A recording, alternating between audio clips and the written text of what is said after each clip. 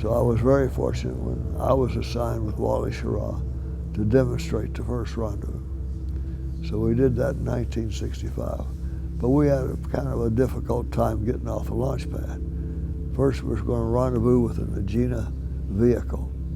That would be the target vehicle that an Atlas would put up. Well, we could hear the Atlas roar off. We were already in the spacecraft down on pad 14, where the Mercury astronauts flew from. It never got over Ascension Island. What happened when it burned out, and then the Atlas burned out, then the Gemini fired, it blew up. Right away, a McDonnell engineer, senior engineer, came out here and said, look, we have Gemini 7, it's going to do a 14-day mission.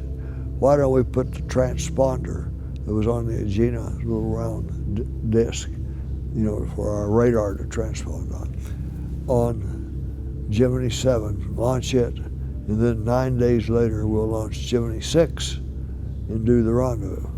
I was down there for the launch of Gemini 7, and as soon as it was off, here came the two big lowboys and trailers pulling Gemini 6 back to put on. And we got ready to go, and then engines let off at T-3 seconds. Things started to shake right on the roll. 3, 2, 1, then engine shut down right at T0, and we had the liftoff signals. But we both knew we hadn't lifted off. So the engines, lit off, shut down. Then a fire broke out down below, and from all the fuel that it shut down. And so they said, everything shut down. And I said, there's a fire down there. I said, I'll put the damn thing out. The radar locked on, over 200 miles away. And Gemini 7 was going backwards like this. And we're coming up.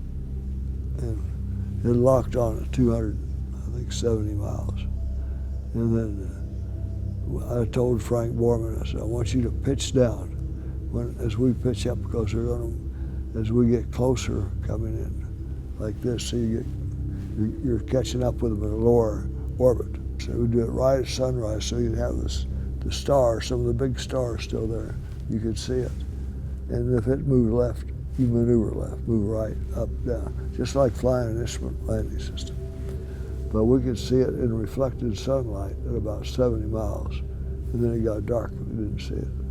And it broke out in the sunlight, and here it was again. And it kept getting bigger and bigger, and so that we're doing about 24, 25 feet per second, 1 mile out coming into it. Rate of we had the range and range rate. So he broke it down to 15 feet. Then a half mile, we broke it down slower.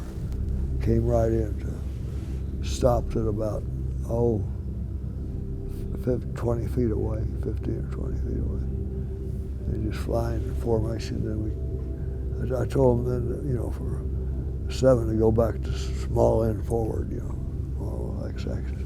And then we maneuvered in closer and closer. We got within about 18 inches and flew all around them.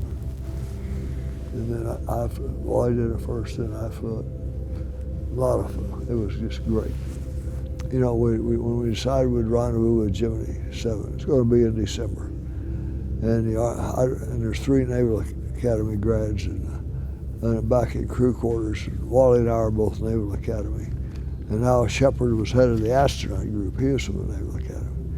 And the Army-Navy game came up, and Shepard thought of the idea, said, look, you have Gemini 7 over there.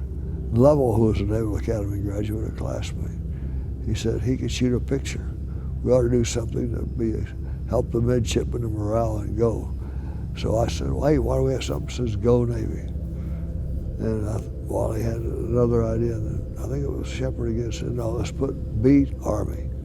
So the next day, I went out down to a drugstore, got some cardboard paper, blue and yellow, brought it back to the simulator, which had the same size dimension as the spacecraft. And cut out a plan for him. And from that, went back, had our secretary take that cut out in blue, and then she made out the Beat Army sign and put it on exactly. Oh, we saw one UFO though, the results. It was a joke. But Wally came up with this idea. He could play the harmonica. He had a little bitty Horner harmonica. He says, hey, why don't we play Jingle Bells? So I'll play the harmonica, you get some bells. So I had our secretary go out and get these little bells like kids had on their skates. It was about 2 revs before retrofire. We're going backwards along the platform, getting everything. I said, Houston, Gemini 6, I've got something coming from the north here. It's kind of bright, I can't tell what it is. But it looks like it has a constant angular bearing rate, which means it'll be on a collision course with us. And it says it's getting lower. And I thought I heard some noise. The boy could tell the voices down there. Mission Control started getting more excited. And kept getting, so I said, it's getting bigger. I said, can you describe it? He said, well, stand by. So all I can say is it's bright, it was getting bigger. And there's some noise. In fact, the noise is getting more. Just a minute. Then with that, Wally, I hit down the mic button, and Wally started playing Jingle Bells